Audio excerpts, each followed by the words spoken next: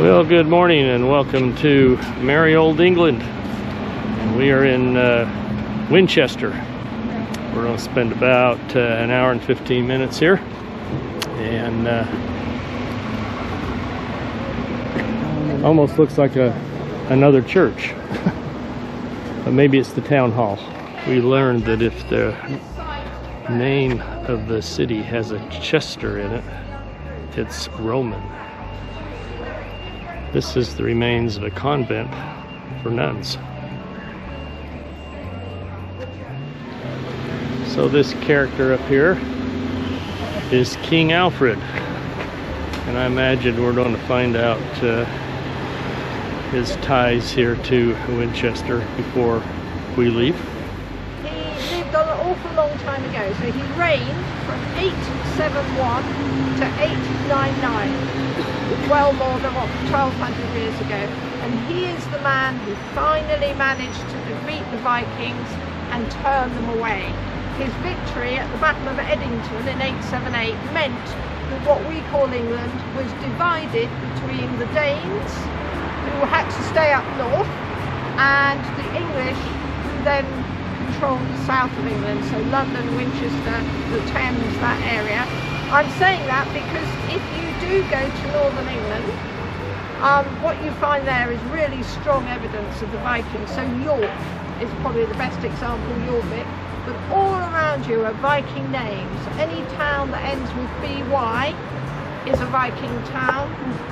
Places like Scarborough, and the word Ness is a Viking word. It means a headland. The Vikings were pagan. They worshipped Odin. They worshipped Thor and Loki. He was Christian. Nearly every monastery was raided by the Vikings. Once he defeated them, he began to reinstate the church, reinstate learning, reintroduce Latin.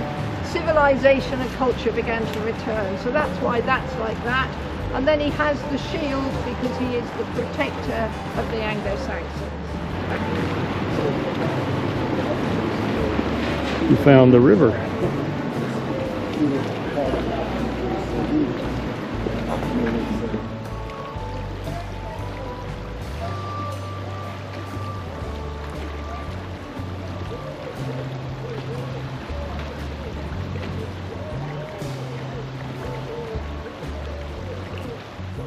This is the west end of Winchester Cathedral.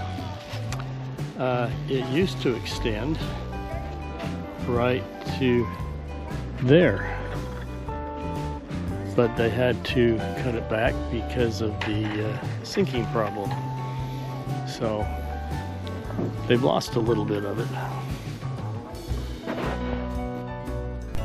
Winchester Cathedral, which is officially known as the Cathedral Church of the Holy Trinity, St. Paul, St. Peter, and St. Swithin. And Swithin was the Bishop of Winchester and has become the patron saint of the cathedral.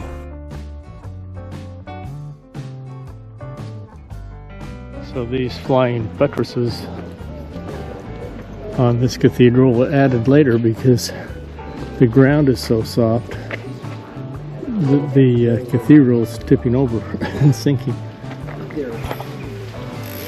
You notice there's no flying buttresses on this side. That's because it's tipping toward the river, which is on the other side. And it's starting to look like a bit of disrepair here and lack of maintenance, especially the yard.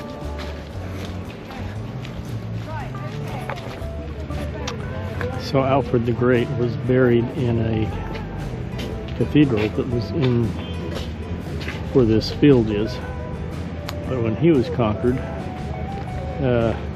they said, the heck with that. They tore the whole church down, destroyed his grave, and built their own.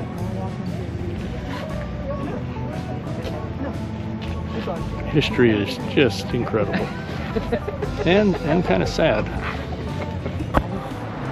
We are just outside Salisbury, England. And this place is called Sarum, which was the original Salisbury, but it is this great big fortification. And actually William the Conqueror, when he saw this and it had been built up, decided he would use this and built his castle here as well. You can see the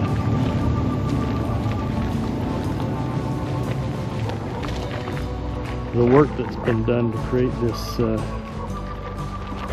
fortification. Old Sarum is the ruined and deserted site of the earliest settlements of Salisbury.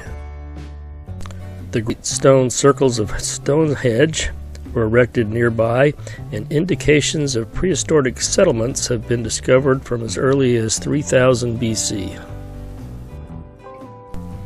An Iron Age hill fort was erected around 400 BC, controlling the intersection of two trade paths. The site continued to be occupied during the Roman period, and the Saxons took control of it in the 6th century. The Normans constructed a moat and a bailey castle, but after a while it started to fall into disrepair. As you can see, just like everywhere else we've been since we've gotten here, flint is the main building material.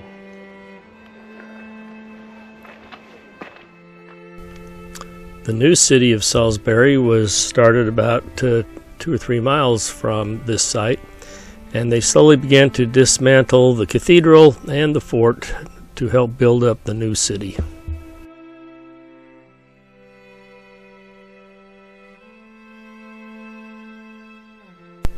The Salisbury Cathedral, formerly the Cathedral Church of the Blessed Virgin Mary, is an Anglican church in the city of Salisbury, England. This church was built over a relatively short period of time, 38 years, between 1220 and 1258. The tower and spire were completed in 1330, and at 404 feet is the tallest church spire in England. So interesting, the Catholic churches we've gone through, as long as they're an operating church, they're free. This one and the other Anglican churches you pay to get into. The cathedral is Britain's largest and has many buildings of architectural and or historical significance. It is described as the most beautiful of England's churches. The cathedral contains a clock which is among the oldest working examples in the world. It also holds one of the 4 surviving copies of the Magna Carta. It is magnificent inside and very beautiful. The reflection one gets off this font here, and the altar in the back is really spectacular, along with the stained glass. One part of the cathedral that was very moving to me was the memorials that they have for their soldiers, sailors, and airmen who served during World War I and World War II. There was the Normandy invasion, the Burma theater invasion and operations, as well as many others. And I always think it's wonderful when they honor those that served, and particularly those who died in defending a country's freedom. The saying on this plaque said, "When you go home, tell them of us, and say, for your tomorrows, we gave up our todays."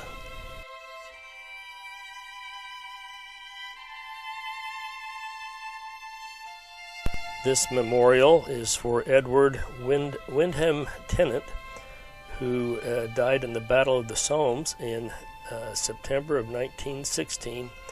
He was only 19 years old.